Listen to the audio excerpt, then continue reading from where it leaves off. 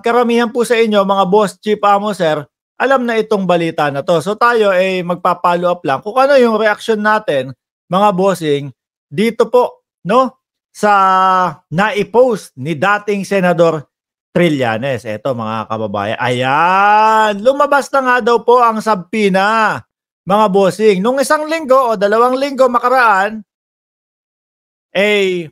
nakita naman po natin na humarap sa media etong mama na ito na si dating Senador Trillanes, mga kababayan. Ano po? At doon ay kanyang sinasabi na kanyang kinasuhan si Harry Roque at si Byron Cristobal, aka Banatbay. Ayan, mga bossing.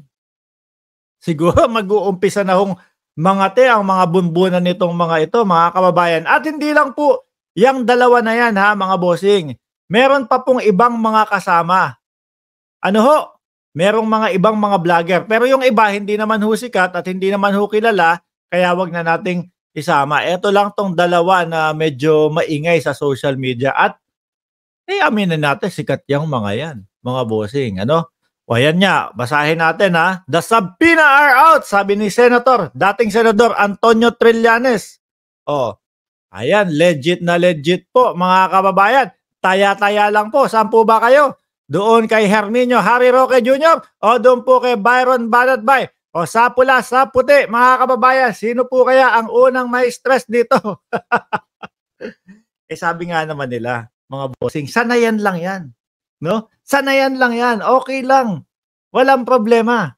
Kaya lang, kay Harry Roque, mukhang medyo nang gagalait. Mukhang kapag katapos mo, Trillanes, kami naman ang babanat. Kami naman ang re-rest back. Ganon ang hirit ni ni Herminio. Herminio pala ang tunay na pangalan ni Harry Roque, mga kababayan. Ano? Herminio Harry Roque Jr. Oh, ano ang kaso? Cybercrime of libel under section, lakihan natin, number 4, article 353 to 355 of revised penal code. Ibig sabihin, mga kababayan, papatawag na po sila, no, para magpaliwanag muna. Ayan, para magpaliwanag. Galingan nyo ang paliwanag ninyo. Ano ho? Galingan ninyo ang pagpapaliwanag ninyo. Nasanay yata kayo ng sinasabi nyo, may freedom of speech. Tapos lumalagpas naman kayo. Kasi mga kababayan, ano po, merong mga hangganan din po yan. 'Di ba? Merong hangganan yan. Hindi pwede na yung kung ano lang yung gusto mong sabihin at kung ano lang yung gustong ibuka ng bibig mo, okay lang yon. Lalo na kapag may nasisira ka at may kredibilidad kang nasisira, mga kababayan. 'Di ba? Isa akong silent viewer, number 22 likes from General Trias, Judith Embing. Ayan. Tolits. Naku, may Tolits pala tayong kaibigan dito. Watching from New Jersey. Ano ho? Di ba? Cyber libel. Cyber libel tsaka libel ito no? Cybercrime of libel. Kay Banatbay, pareha sila. Mga boss, chief, amo, sir, Makati sa ulo ho ito. Kasi sa Pilipinas mga kababayan, ang libel, criminal offense pa din po, mga bossing. Ibig sabihin, may kulong. Ano po? Ibig sabihin, may kulong. Sa Estados Unidos, kagaya nung kay Maharlika, mga kababayan, kumbaga doon kumbaga civil case lang ho. Kaya lang, yung kay Maharlika naman, mga kababayan, Makati sa ulo yun. Mas Makati sa ulo yun. Biruin mo, 2 milyon kada isang kaso. 2 yung kaso na nandun. Tapos hindi makauwi-uwi dahil nga kay Tunying. Yan ang napapalaho, mga kababayan, kapag medyo lumalagpas ho tayo doon sa ating doon sa ating karapatan, mga bossing. Hindi naman po ibig sabihin na karapatan mo yon, pwede ka nang lumagpas doon. Pwede mo nang abusuhin iyon, mga kababayan. Di ho ba? Lalo na kapag kayong mga imbento lang ho, mga kababayan. Kapag imbento, tapos talagang nasira yung kredibilidad, nasira yung pagkatao ng dating Senador Trillanes, mga bossing, yan ang kapupuntahan ho, mga bossing. Eh, sabi ni Senator Trillanes, dati ang nakaupo kasi si Digong, eh. Mahihirapan yung mga ganitong pagkakataon. Ano po? Eto po, yung sampi ng matatanggap po o yung kaso, dahil po ito doon sa mga sinasabi daw ho nila, sabi ni ayon kay dating Senador Trillanes, na si dating Senador Trillanes ang nagbenta ng West Philippine Sea. Kaso mga bossing, no po, sa mga bali-balita, sa mga nakikita natin sa mga pahayagan, ano ho, parang mas lumalabas ho, mga kababayan, yung mga gentleman's agreement, yung mga secret agreement, parang dun ho tayo mas nadehado ho, no, mga kababayan. Dati kasi, mga bossing, nung panahon na, kumbaga, kakaupo pa lang ho, ni dating Pangulong Duterte, iba yung bangayan nila ni Trillanes, no?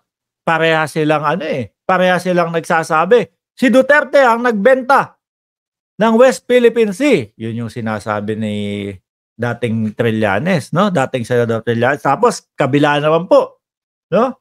Si Trillanes ang nagbenta ng West Philippine Sea. Oh, ganun. Kaso mga kababayan, lumabas po yung katotohanan. Di ho ba? At napatunayan na walang kinalaman si dating Senador Trillanes. Kaya naman po, dahil paulit-ulit nilang pinagsasasabi, mga bossing, paulit-ulit yung kanilang pagbabalita ng mga ganyan, ayun, natuloy yan. Nasaan kaya yung hearing to? Pinakita ba dito kung saan? Oh, ayun. Antonio F. Trillanes IV, Harry Roque. Oh, naka-blurred na. Pero Quezon City, Quezon City, malapit lang naman. 'Di ba pwede ka, kung yung kay Kibuloy, kung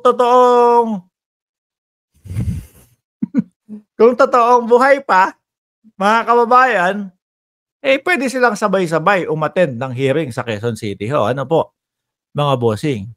Oh, 'di ba? Sama-sama na. Yan po yung napapalaho, mga kababayan, kapag kayong puro mga ibinabalita at puro mga ibinubuka ng bibig mo, lalo na sa social media, ay walang katotohanan. Sabi ni Carl Alejo, kaya nga hindi ko binoto si Senator Trillanes kasi naniwala ako kay animal na digong. Oh, ako din ho. Karamihan ho sa atin. Ano?